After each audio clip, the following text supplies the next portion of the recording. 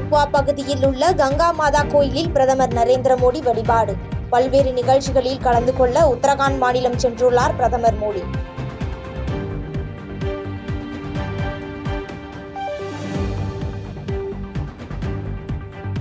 மத்திய உள்துறை அமைச்சர் அமித்ஷா வருகையையொட்டி ராணிப்பேட்டையில் இன்றும் நாளையும் ட்ரோன்கள் பறக்க தடை. நாளை தக்கோலத்தில் மத்திய தொழில் பாதுகாப்பு படை வளாக நிகழ்ச்சியில் அமித்ஷா பங்கேற்க உள்ளார்.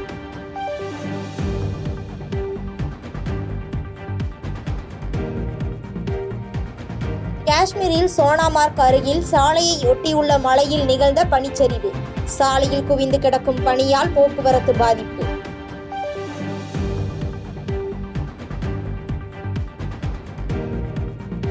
சிம்பொனி இசை நிகழ்ச்சி நடத்துவது எனக்கான பெருமை இல்லை, இந்திய நாட்டின் பெருமை.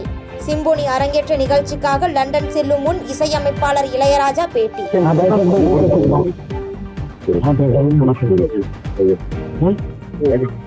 இது என்னுடைய பெருமை, இது நாட்டினுடைய பெருமை, இந்தியாவுடைய பெருமை.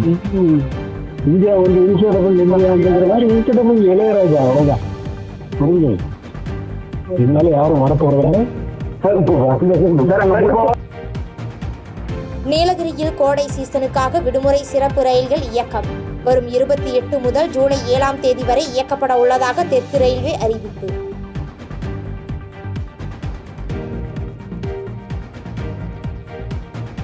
மங்களூரு சிறையில் உணவருந்திய 45 கைதிகள் வாந்தி மயக்கம் ஏற்பட்டு மருத்துவமனையில் அனுமதி.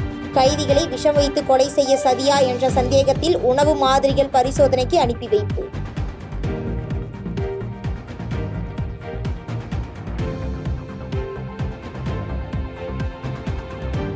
ஆனந்த விகடன் இணையதள முடக்கத்தை நீக்க மத்திய அரசுக்கு சென்னை உயர்நீதிமன்றம் உத்தரவு. விகடன் குழுமம் சார்பில் தொடரப்பட்ட வழக்கில் உயர்நீதிமன்றம் உத்தரவு.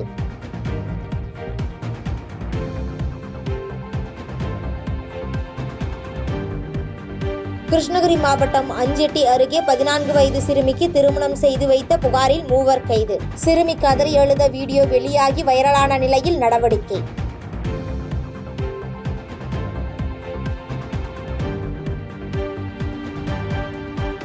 துபாயிலிருந்து பெங்களூருக்கு 14 கிலோ தங்க கட்டிகளை கடத்தி வந்த வழக்கில் கைதான கன்னட நடிகை ரன்யா ராவ் வீட்டில் சோதனை. 4.73 கோடி ரூபாய் மதிப்பிலான நகைகள் ரொக்கம் சிக்கியதாக வருவாய் புலனாய்வுத்துறை அதிகாரிகள் தகவல். தொகுதி மறுசீரமைப்பு குறித்து மத்திய அரசு அறிவிக்காத நிலையில் தமிழக அரசு அவசரப்படுவது ஏன்? அனைத்து கட்சி கூட்டத்தில் அதிமுக சார்பில் பங்கேற்ற முன்னாள் அமைச்சர் ஜெயக்குமார் கேள்வி.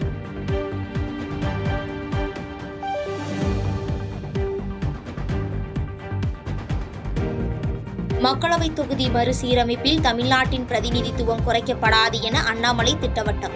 மத்திய அமைச்சர் அமித்ஷா தெளிவுபடுத்திய பிறகும் அனைத்து கட்சி கூட்டம் நடத்த வேண்டிய அவசியம் என்ன என்றும் கேள்வி.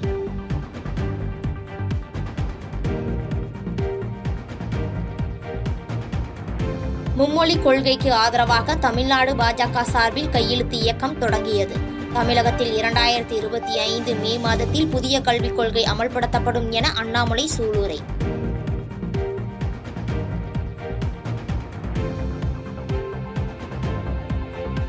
உத்தரப்பிரதேச சட்டமன்ற வளாகத்தில் பான் மசாலா மென்றுவிட்டு எச்சில் துப்பியதாக புகார். பான் மசாலா மற்றும் குட்காவை சட்டமன்றம் உள்ளே யாராவது உட்கொண்டால் 1000 ரூபாய் அபராதம் விதிக்கப்படும் என சபாநாயகர் அறிவிப்பு.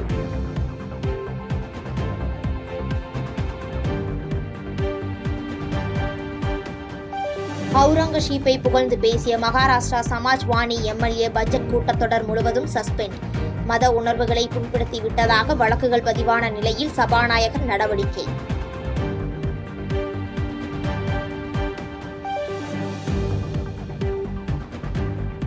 தமிழ்நாட்டின் 4 இடங்களில் சதமடித்த வெயில். திருப்பத்தூர், ஈரோடு, சேலம், கரூரில் 100 டிகிரி ஃபாரன்ஹீட்டுக்கு மேல் வெப்பம் பதிவு.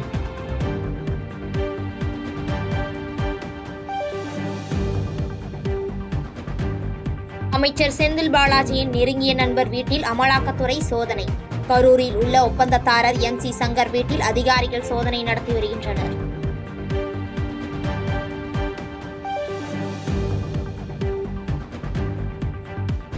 நாடாளுமன்ற தேர்தலுக்கான மறுசீரமைப்பு காலக்கெடு முடிந்துவிட்டது. சென்னை பல்லாவரத்தில் விடுதலை சிறுத்தைகள் கட்சியின் தலைவர் திருமாவளவன் பேட்டி.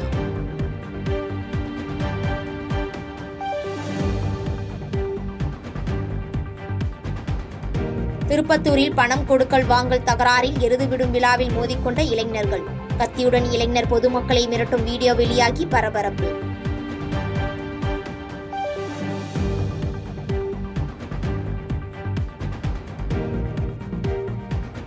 தூத்துக்குடியில் நகைக்காக தாய் மகள் கொலை வழக்கு விவகாரம்.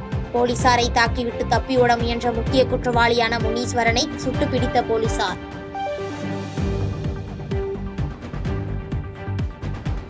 பாதகம் செய்பவரை கண்டால் நாம் பயம் கொள்ளலாகாது பாப்பா. மோதி மிதித்து விடு பாப்பா, அவர் முகத்தில் உமிழ்ந்து விடு பாப்பா. அண்மை செய்திகளை உடனுக்குடன் தெரிந்து கொள்ள இணைந்திருங்கள் எம் நாடு தொலைக்காட்சியுடன்.